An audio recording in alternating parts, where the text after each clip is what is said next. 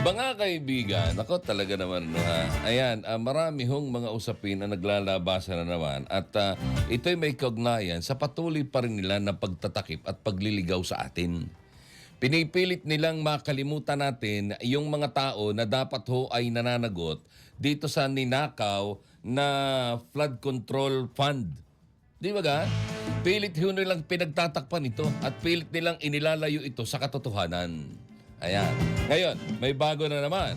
Nabasa ko sa isa sa mga headline ng Abante.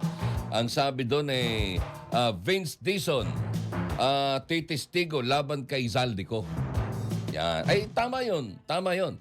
Kasi siya yung DPWH Secretary at siya din ho yung naghabla. So normal yun na siya talaga ang haharap bilang complainant. Hindi ba ga?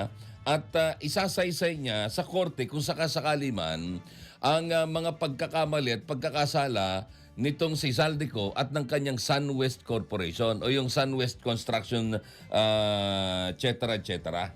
Na? Yun eh.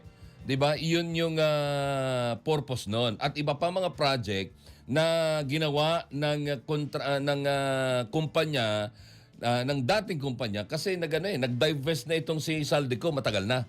Pero siyempre, hindi mawawala yung influensya dyan. Hindi ako naniniwala sa divest eh. Ako hindi ako naniniwala yung mga divest na yan. Tapos ang ilalagay mo, asawa mo. Ay di ganoon din yun. O kaya ang ilalagay mo ay anak mo. Ay ganoon din yun. O tatay mo. Walang ipinagkaiba yan. So may influensya at may influensya yan. Diyan ako, naniniwala ako dyan sa parte na yan.